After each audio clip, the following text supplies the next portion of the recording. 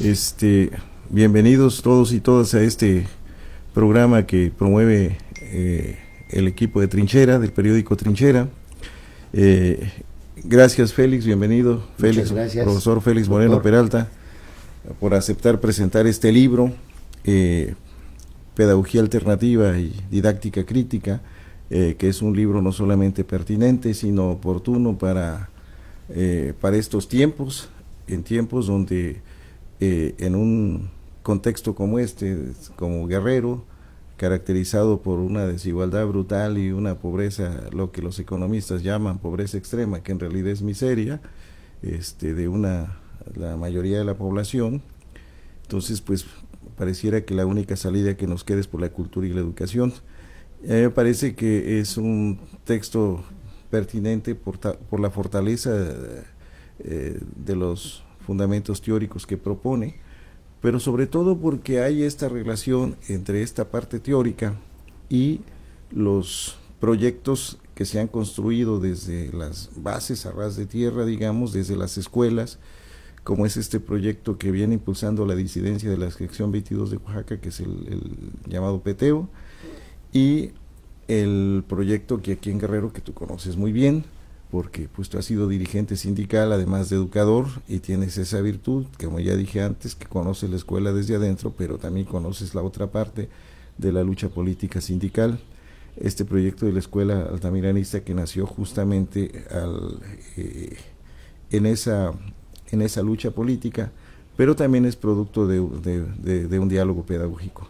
Entonces, pues a nosotros nos interesa mucho como equipo de Trinchera de promover estas ideas propias, ¿no? Desde una perspectiva que, si bien en algunos casos, como en el caso de la escuela altamiranista, alguien pudiera decir que solamente es local, la verdad es que no, está digamos, está en un diálogo permanente a través de tu pertenencia con otros y de tu diálogo que has establecido con otros educadores latinoamericanos, pues está en esa contrastación permanente, ¿no? Entonces, pues bienvenido, Félix, y felicidades por el libro, y pues tiene usted la palabra, señor. Agradecerles, compañero Ulises, la invitación para hacer algunas reflexiones sobre este tema tan importante. O sea, el libro como tal, pues es una pedagogía alternativa y la didáctica crítica, y pues dibujar algunas líneas, algunas pinceladas muy importantes sobre lo que tiene que ver con el proyecto educativo en México, particularmente con lo que tú ya hiciste referencia en el estado de Oaxaca con los compañeros del PETEO, y en el caso de la sección 18 también de Michoacán, han colaborado compañeros de la sección 9, compañeros de Chiapas, de la sección 7. Estamos tratando de ver la posibilidad, porque la educación sigue en manos del neoliberalismo, la educación como algo solamente utilitario, como para hacer la talacha, como para generar solamente mano de obra calificada y barata para los grandes explotadores. Queremos que decir, la educación no tiene dueño, es de todos y para todos. Pensando en el maestro Ignacio Manuel Altamirano, que es uno de los referentes importantes, y también pensando en muchos educadores latinoamericanos que han aportado mucho sobre la cuestión epistémica, antropológica y pedagógica, como el caso de Paulo Freire, que viene contenido también en este texto, algunos pensamientos de José Martí, que también es muy importante, pero sobre todo de algunas aportaciones fundamentales. Y no podemos decir que el proyecto guerrerense altamiranista sea local, porque pues, el artículo 3 constitucional contiene y toda la filosofía, toda la epistemología, todo ese contenido que se ha desaprovechado y que se ha hecho mal uso Pero además Altamirano es ejemplo, ¿no? De un pensador universal, ¿no? De ese pensador universal, de ese indígena que tuvo la posibilidad de estar y sufrir en carne propia.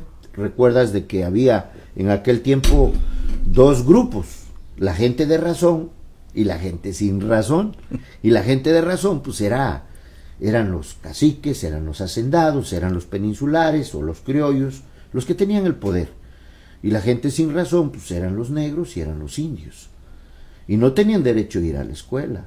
Él fue bastante vituperiado por aquella clase, y la verdad, tú conoces bien esa historia, retomando todo ese pasaje y de cómo ese ejemplo de hombre se transformó para convertirse en uno de los pilares fundamentales de la educación pública en México, pues igual, cómo han revolucionado las ideas en esta pedagogía alternativa. Nosotros retomamos lo que le llamamos la didáctica crítica, el pensamiento crítico, que por cierto tiene su origen desde hace muchos años, pero con mayor preponderancia, con mayor significación, con mayor plenitud, con mayores argumentos, digamos ahí, en la escuela de Frankfurt. A partir de ahí, en las 3 generaciones que ha venido trabajándose esta corriente pedagógica a nivel mundial, y queremos decir que pues ahí nosotros estamos sustentando parte también de lo que se ha vivido, porque hacer un proyecto educativo no implica que nos vamos a reducir a solo a nuestro contexto, sino retomar de todos los pensadores universales lo positivo que podamos nosotros rescatar y que sea en beneficio de acá. ¿Qué es lo que estamos planteando en este libro a grandes pinceladas? La preocupación de qué es la educación, qué es lo que se requiere, o por qué queremos educarnos, cuál es el fin que se persigue con la educación. Esa es una cuestión importante, fíjate, cómo se recuperan los fines de la educación, es decir, saber para qué se quiere educar ahora, ¿no? Sí. En esta nueva realidad. Y entonces decir, bueno, pues los griegos ya decían mens sana in corpore sano, mente sana en cuerpo sano, es decir, cultivarnos desde la parte interior de nuestros sentimientos, porque podemos tener la computadora más sofisticada, inteligente, pero no tiene las emociones, no tiene los sentimientos, no tiene esa capacidad de reflexión. Fíjate que eso es importante, que lo que mencionas, porque ahora hay un debate, ¿no? Que si la inteligencia artificial casi que nos va a hacer inmortales, pero bueno, como tú bien dices, hasta ahorita ninguna computadora se puede programar sola. Definitivamente. Entonces, el ser humano pues es muy complejo, y bajo esa tesitura nosotros hemos tratado de condensar las cosas a nivel pedagógico, porque el proyecto debe de tener primero un fundamento filosófico, ¿sí? Y ahí es el pensamiento crítico, la didáctica crítica. Claro. Pero también debe de tener un fundamento epistémico, ¿no? Que también lo conlleva el artículo 3 constitucional, ¿no? Con varias cuestiones, incluso la propia UNESCO, ¿no? Con todos sus postulados y lo que le llaman los pilares de la educación en el mundo, que es, ahí destacamos el 4º pilar, que implica aprender a vivir en la diversidad. O sea, todos piensan que tienen la razón, y sí, cada quien tiene su punto de vista, pero no hemos aprendido a vivir en la diversidad sociocultural. No hemos aprendido a vivir en la diversidad sociocultural. De ahí que el fin de la educación y lo que se quiere desde los griegos, pues es que el hombre sea feliz. Pero ¿cómo va a ser feliz en un mundo desigual? ¿Cómo va a ser feliz si hay una contienda, como decía el autor que tienes, por cierto, este libro, ¿no? La contienda por la educación. Ornelas. ¿Sí? De Ornelas, y pues sí hay porque saben que la educación es poder. Un pueblo educado, un pueblo no se puede manipular. Quien ya desarrolló su conciencia, quien ya desarrolló su pensamiento, es muy difícil que le dores la píldora, como se dice vulgarmente. En ese sentido, pues si el fin de la educación es que el hombre sea feliz, en sus manos debe de tener el futuro. Y el futuro no llega por sí solo. O sea, se tiene que trabajar para poder hacerlo. De ahí, como tú decías en la introducción, nosotros estamos pensando, sí, en la parte teórica, en la fundamentación filosófica, en la fundamentación epistémica, en la fundamentación antropológica, incluso en la fundamentación jurídica del proyecto. Pero de nada nos va a servir tener un buen libro, porque ahí se queda, solo en el sustento teórico, si no lo aterrizamos en la práctica. Y para ello, pues tiene que involucrarse 4 elementos principales. Y uno de los principales, el que va a mover los hilos y el que se tiene que despojar de su ideología burguesa o de su ideología neoliberal, porque de alguna u otra manera todos los maestros lo único que han hecho es reproducir los libros, los planes, los programas de estudio a como los deciden o a como los hacen o como tú lo manifiestas en la marginalidad creadora, en toda esta serie de reformas, pero solamente son parches y de fondo no se hace nada. Tenemos en Guerrero los últimos lugares en rezago educativo. El analfabetismo sigue oscilando entre los 15 y 17%. Tenemos más de 20,000 niños que no van a la escuela, y son cifras del INEGI. Claro. No van a la escuela primaria. Es un crimen en este siglo XXI. También, o sea, podemos decir, o sea, que no hay servicios. Las escuelas no tienen ni siquiera luz eléctrica. Allá por Dos Arroyos, en Itateón, Cochoapa el Grande, en Metlatono, que son los 2 municipios que se asemejan a lo que es el África subsahariana. Uh-huh. Y pues con todas estas situaciones están retamente complicados. Y quiero centrarme en los elementos principales. Una tiene que ser el educador, un educador comprometido. Si no tiene compromiso y que solamente va a cobrar el día 15 y los días 30 y las vacaciones y sus primas vacacionales, pues ya estuvo, que vamos a seguir estancados, embachados, y en lugar de ir progresando, simple y sencillamente al son que les toquen los neoliberales, van a bailar. Y hasta ahorita así se ha acostumbrado.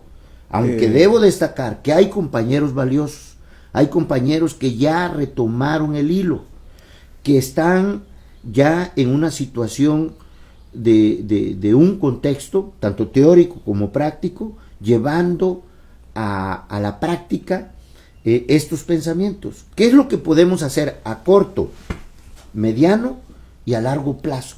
Tener una visión prospectiva, ¿no?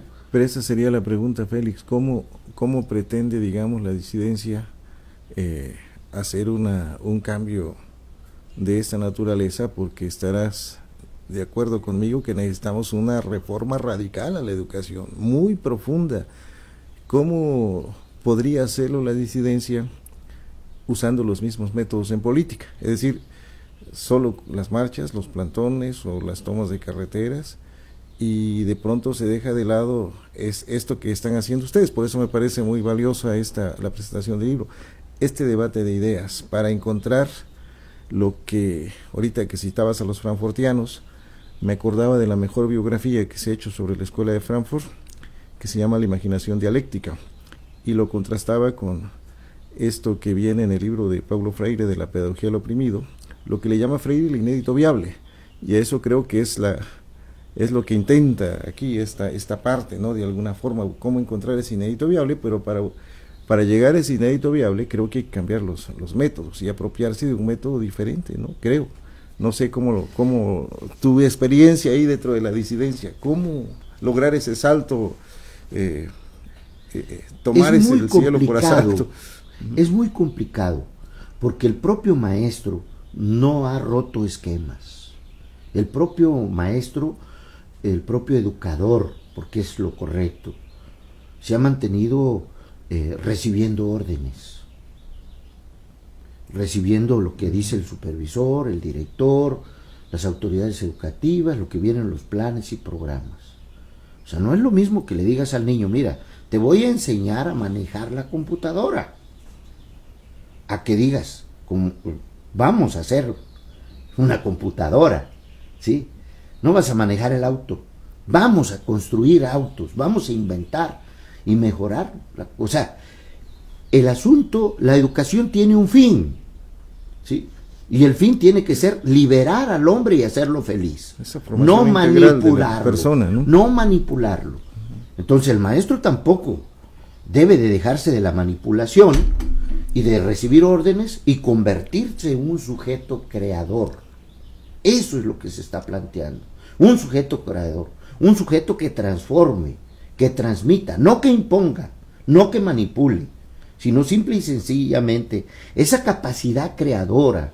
Y lo que Freire, lo que tú dices, es de que el hombre sepa leer el mundo, pero leerlo no desde arriba, o sea, leerlo desde abajo y estar inmerso en este proceso, porque se aplican métodos, como tú bien lo comentas, que son fuera del contexto, que vienen de España, ¿no? En la reciente reforma, y gente que no está habituada. Pues aquí en Guerrero tú sabes que hay más de 500,000 de seres humanos que hablan diferentes lenguas. Y bajo esa diversidad sociocultural, o sea, tú no les puedes estar imponiendo cosas que ni siquiera dentro de su naturaleza humana y su cosmovisión lo tienen. Fíjate que esto que mencionas ahorita es importante, porque ahorita hay un debate, ¿no?, con relación a las convocatorias que ha hecho la SEP sobre los libros de texto, que si las portadas eran gratuitas, que si tiene un equipo trabajando a velocidad, para que en unas 2-3 semanas tengan los nuevos libros de texto, que si va a haber cambios en los libros de historia sobre todo, ¿no?, que si se va a instrumentar una nueva ideología, que porque la gran Tenochtitlan finalmente descubren que no se funda en 1325, sino en 1321, para que coincida con la fecha de la lucha de la independencia. Todo ese debate, que no es nuevo ese tipo de debates. ¿Tú te acuerdas las polémicas de los libros de texto desde Lázaro Cárdenas, ¿no?, que una confrontación igual con el sector conservador de ese tiempo? Luego otras polémicas de esos libros de texto en tiempos de Echeverría, y más reciente con Ernesto Zedillo, que se acuerda que tiraron millones de dólares cuando hicieron los libros, una propuesta de libros de texto, que por cierto ahí por primera vez incluyeron la cartilla moral de Alfonso Reyes, y que fueron a parar pues los almacenaron porque no llegaron a las escuelas, y ahora pues hay otra vez ese debate. Pero el problema es, ¿eso nos va a resolver el tema de la calidad educativa, o en la disidencia tenemos que regresar los maestros a las aulas? Para que, si de veras queremos transformar cosas, pues ahí tiene que empezar esa transformación de la República, porque ¿cómo quieren transformar si los niños de primero o segundo no saben leer y escribir, o a veces terminan la primaria y no saben leer y escribir, o en más grados escolares, ¿no? Creo que ese es el cambio el que mencionas, y algo que hemos platicado contigo aquí con los compañeros de trinchera, ¿no? ¿Cómo le hacemos para romper con esa subcultura de querer seguir dando una educación pobre a los pobres?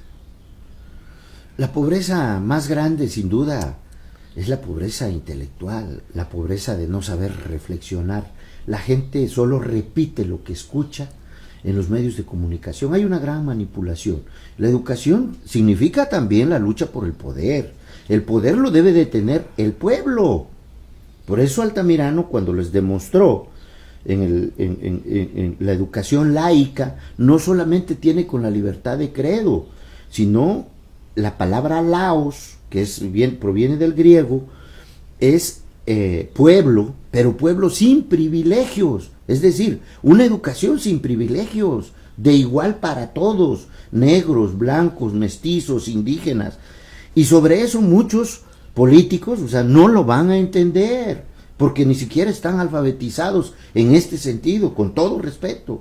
Bueno, pues es que no es lo mismo, digamos, que los diputados hablen de la pobreza desde algún restaurante de lujo aquí o en la Avenida Reforma en la Ciudad de México, ¿no?, si son diputados federales, o hablar de la pobreza cuando pasas por Tlatlauqui en la madrugada y te compras tus memelitas de frijol y tu cafecito tu caliente. café, ¿no? Claro. Es muy distinto la mirada hacia la pobreza. Pero la cuestión, Félix, ahorita que citas Altamirano, efectivamente Altamirano es el mejor ejemplo, ¿no? De para qué sirve la educación. Él nunca hubiera, pero también trascendió la pobreza porque tuvo un maestro, pues, de lujo, el mejor pensador del liberalismo mexicano, ¿no? Ignacio Ramírez. Entonces, ¿cómo le haríamos en Guerrero? O de plano estamos condenados a primero a sufrir la irresponsabilidad de los políticos ignorantes que de educación, pues ya ves cómo han deshecho la escuela. Pero esto de cómo crear esa igualdad de oportunidades, que cuando no hay piso parejo para todos, es decir, no es lo mismo, ya hemos dicho eso, ¿no? Las escuelas, que incluso en el medio urbano no son las mismas, también hay niveles, ¿no? O las escuelas de estos municipios que mencionan, ¿no? Los más marginados del país, de aquí de Guerrero. Entonces, si no hay piso parejo, pues la única alternativa es hacer el esfuerzo por ofrecer la mejor educación a esos sectores pobres, creo, ¿no? Como decía el eslogan de ahí, de uno de los foros de San Paulo, un mundo mejor es posible. Sí, desarrollemos la conciencia, eduquémonos, ¿no? O sea, no se trata de que alguien te eduque. La mejor universidad es la vida. La gente tiene muchos conocimientos.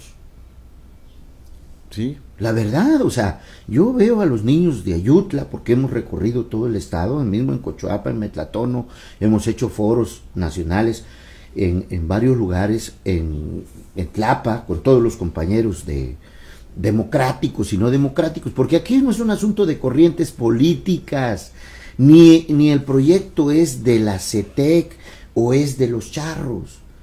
Este proyecto es más profundo, rompe cualquier cuestión ni de partidos políticos.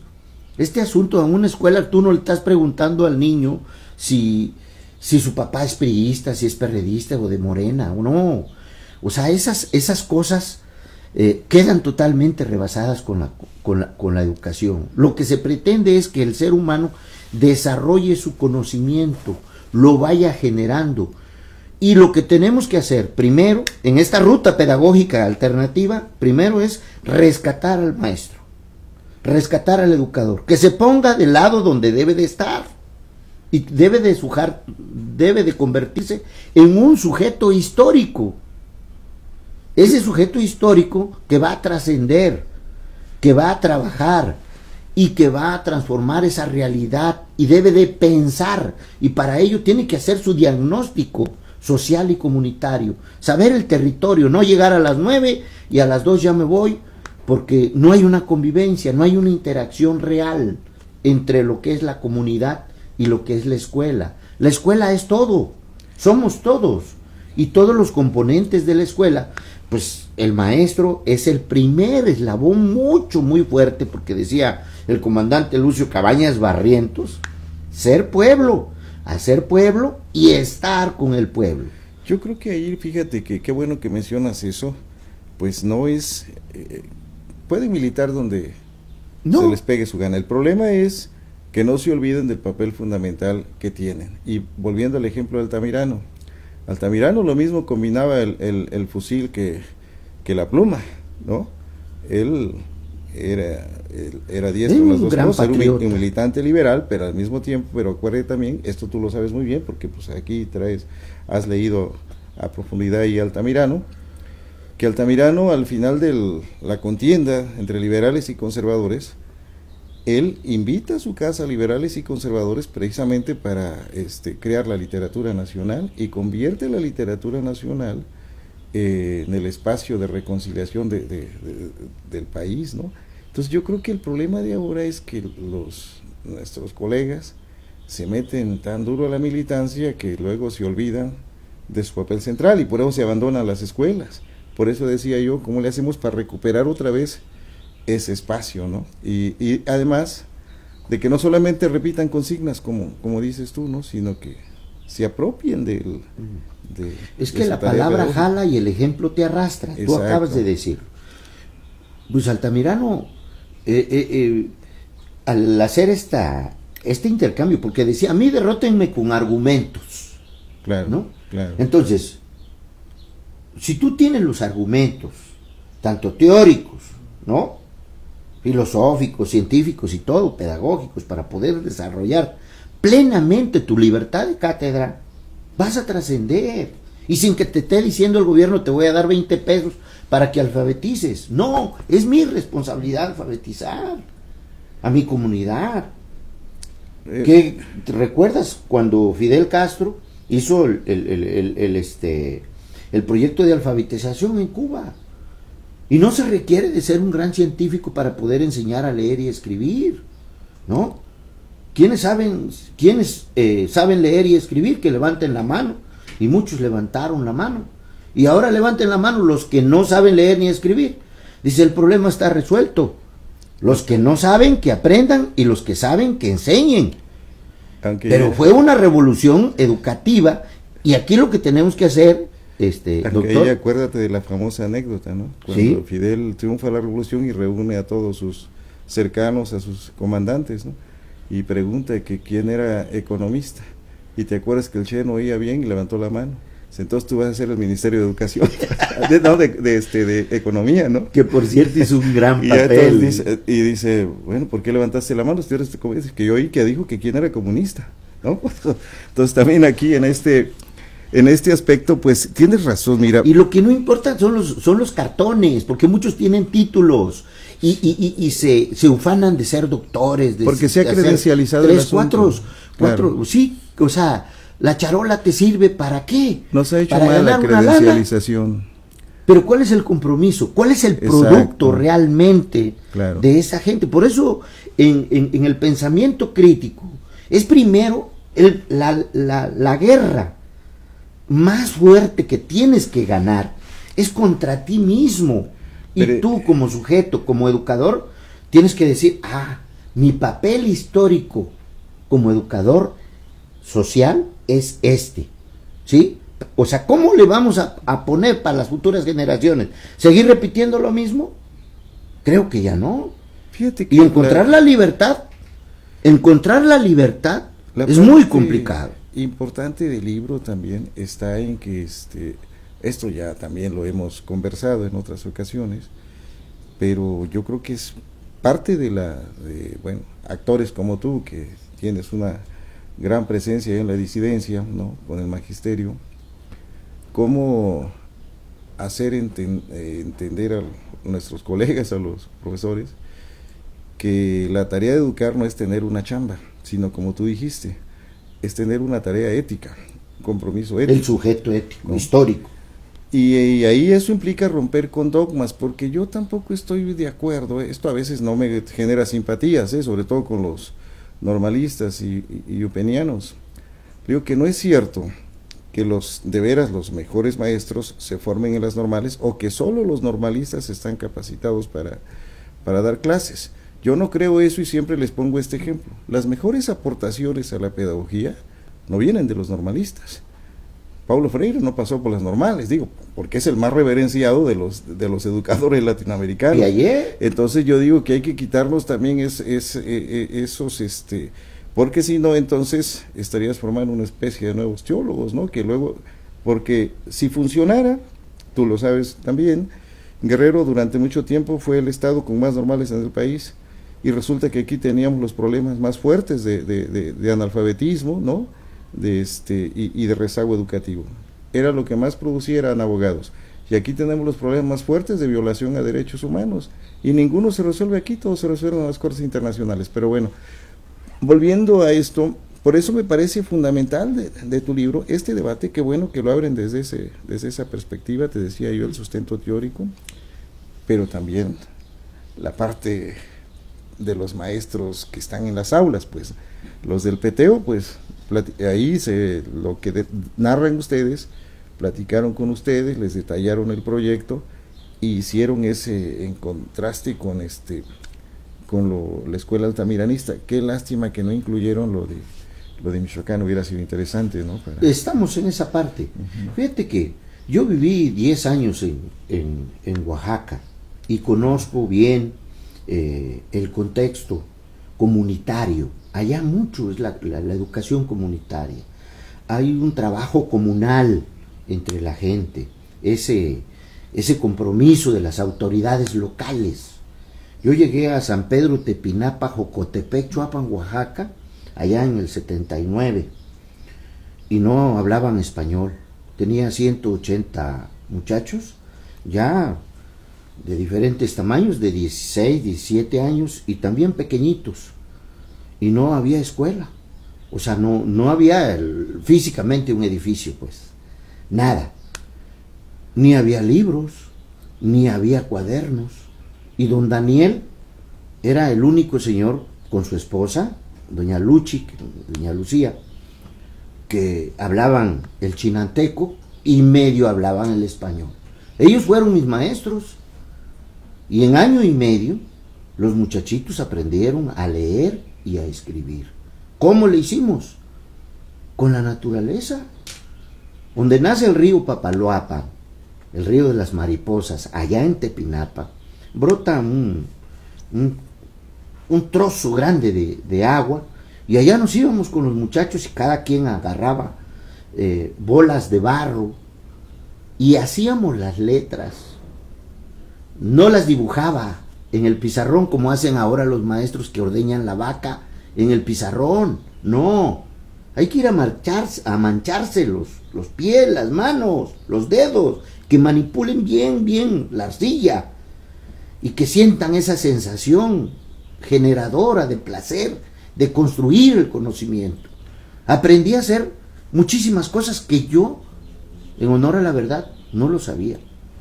Me sirvió muchísimo leer Altamirano, me sirvió muchísimo la época de oro de la Escuela Rural Mexicana, porque ahí es teoría y práctica, educación y trabajo. Fíjate que hemos hemos aquí sacado lo de Altamirano, pero en Oaxaca también tiene el ejemplo de Juárez, ¿no? De para qué sirve la educación. Pero hay otra cuestión, ahí en Oaxaca también nace el que va a crear la Secretaría de Educación Pública, que por cierto se van a cumplir 100 años, entonces esas experiencias educativas, y Michoacán pues también tiene grandes educadores, ¿no? Claro. Entonces a mí y digo, hablamos de este sector, Chiapas igual, ¿no? También, entonces, porque son los estados que registran esos rezagos. Yo creo que no hemos leído bien esas experiencias, habría que hacer ese estudio autocrítico. Por eso otra vez yo recupero la validez del libro, que me parece que se debe leer con paciencia, ¿no? Y sobre todo contextualizarlo. Eso. Y pues te voy a hacer una pregunta que no la podemos obviar porque nos hemos olvidado del otro autor, de Ronald Ares. Y lo voy a preguntar en el contexto ¿no? Ya ves que con estos asuntos del debate político, que si México se va a convertir en Venezuela, ¿qué tanto te venezolizaste tú en términos pedagógicos, o qué tanto él se mexicanizó? Porque entiendo que él estuvo en Oaxaca también, que te anduvo acompañando en esos recorridos, ¿no? ¿Cómo fue ese diálogo, ¿no? Con este colega? Un saludo ahí a Ronald Ares, ¿no? Muchas gracias. No, es un gran hombre, un intelectual muy prolífico, y es una persona que, la verdad, cuando él estuvo como presidente de la Asociación de Educadores de Latinoamérica y el Caribe, me invitó a varios países a recorrer con él, y él decía que no hay que hablar tanto, hay que hacer las cosas, y es lo que le hace falta a los educadores. O sea, a veces tienen un bagaje muy grande, teóricamente, pero como lo acabas de decir de manera magistral, no lo saben contextualizar. Entonces él anduvo con nosotros en la génesis teníamos esta idea de construir un proyecto alternativo de educación que nació desde la CENTE en aquellos tiempos, y que es uno de sus ejes de lucha, la democratización de la educación pública. Sobre esta ruta pedagógica te comentaba, y pues Ronald nos ha acompañado. O sea, él conoce el estado de Guerrero, a lo mejor más que muchos guerrerenses, y han dado con nosotros viviendo las experiencias con los pueblos originarios allá en Cochuapa, en Metlatono, en Tlapa, en Ayutla, en San Luis Zacatlán. Fuimos a un evento muy grande en Teloloapan, etcétera. O sea, hemos hecho eventos Pero la primera etapa es sensibilizar al mismo educador para que él acoja con beneplácito estas ideas y que sea consciente del papel histórico que le corresponde jugar. Segundo elemento, que vamos en lo de la ruta pedagógica, es el papel de la escuela. ¿Cómo soñamos la escuela? ¿Qué tipo de escuela tenemos y qué tipo de escuela estamos soñando? Esta escuela del siglo XXI, neoliberal, ya no está cumpliendo con las expectativas, con los sueños, con los requerimientos. No está, como decía el pensador José Martí, cubano, hay que poner al hombre a la altura de nuestros tiempos. No está a la altura de nuestros tiempos. La escuela se quedó corta. Ya es solamente el método expositivo, hoy totalmente rebasado con la tecnología, ¿sí? Los textos por escrito, hoy la inclusión del hipertexto, que es la cuestión electrónica, te posibilita ir mucho más allá.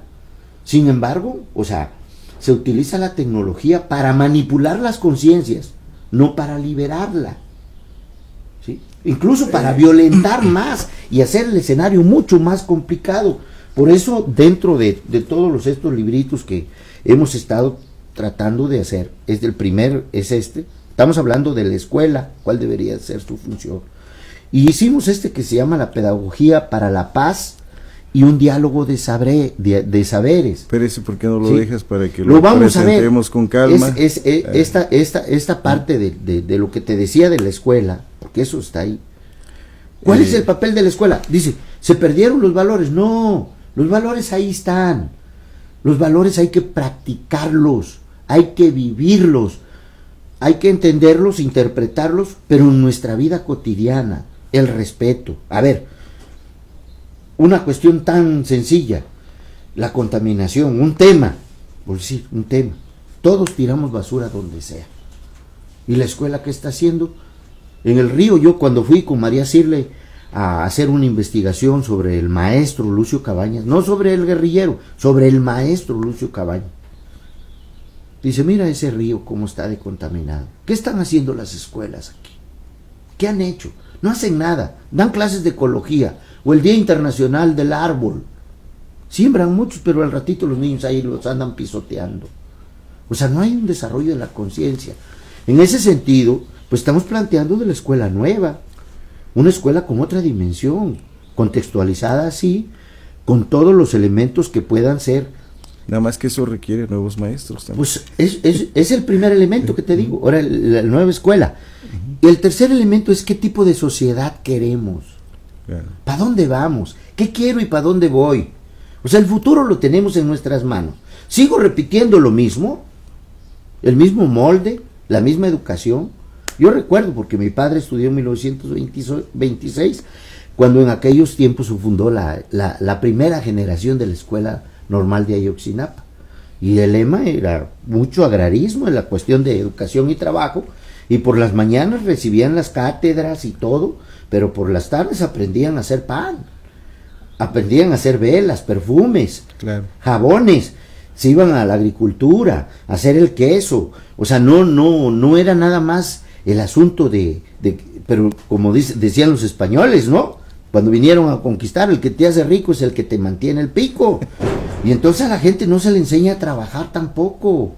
No a que sea explotado, que eso debe de quedar muy claro. Claro. ¿No? Pero bajo esa lógica, repetimos los elementos que conllevan al proyecto.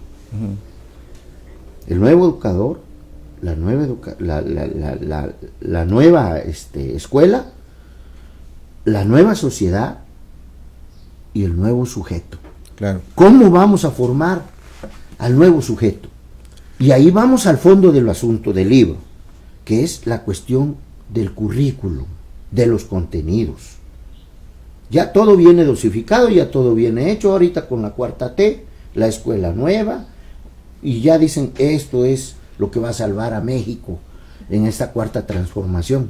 Sí, nosotros decimos, pues es la misma reforma que tenía Peña Nieto, es la misma mona, nomás que ya un poco más pintadita y más disfrazada, porque sí retoman muchos postulados de la escuela crítica, pero en los hechos se siguen reproduciendo los mismos modelos.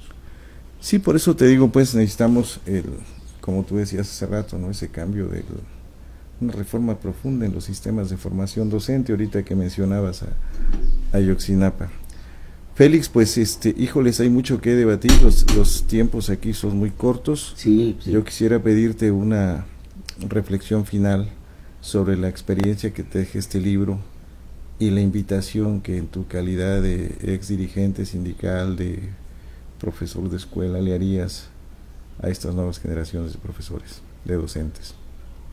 Hago un llamado a los trabajadores de la educación, a los padres de familia, a las autoridades comunitarias. En sus manos tienen el futuro de las próximas generaciones. No nos confiemos en absolutamente en que un ilustrado, por más sabio que sea, podemos retomar lo del ejemplo, lo vivo que es el Ignacio Manuel Altamirano, retomar, reivindicar su conocimiento, su experiencia, su compromiso con la patria. No, pues hemos Pero tenido no se trata de presidentes que se han ido a educar a Harvard, ¿no? Y mire el desastre que han hecho con el país, ¿no? No, entre más escuelas de renombre tienen, decía un amigo también de ahí, dice, pues sí, ¿de qué te sirve que vayas a la Sorbona de París? Dice, ¿no? O a la Sorbona. Pues, o sea, sirve de poco si solamente te quedas en el nivel teórico. Recordemos que el pensamiento crítico, sí, es la abstracción, pero también bajarla a la concreción de las ideas y a tratar de ir construyendo y tejiendo pacientemente los hilos a efecto de que tú vayas procesando cualitativamente y tú vayas viendo que la educación tiene sentido. Porque la educación no tiene sentido si vas a repetir lo mismo. Por eso la pertinencia de tu libro, ¿no? Porque la pandemia ya nos cambió la vida a todos y no vamos a regresar igual, evidentemente. No, entonces, el 26% de deserción escolar con esta pandemia, ¿no? Sobre todo en el nivel medio superior, que es donde hubo mayor retirada de los jóvenes, pues ¿a dónde se van a ir? Al crimen organizado. O se van a ir a buscar otras situaciones, simple y sencillamente porque no les damos nosotros las herramientas para luchar para la vida. El ser humano se ha vuelto muy insensible. Necesitamos reeducarlo para recuperar la sensibilidad humana. Por eso la pertinencia de tu libro, Félix. Pues cuando algo se aprende, se agradece, y no tenemos más que agradecimientos para ti por este momento de aprendizaje. Muchísimas gracias y gracias a todo el equipo de Trinchera. Ulises, gracias nuestro a todos. Aprecio y nuestro respeto, y a ver qué día seguimos conversando. Gracias. Por supuesto.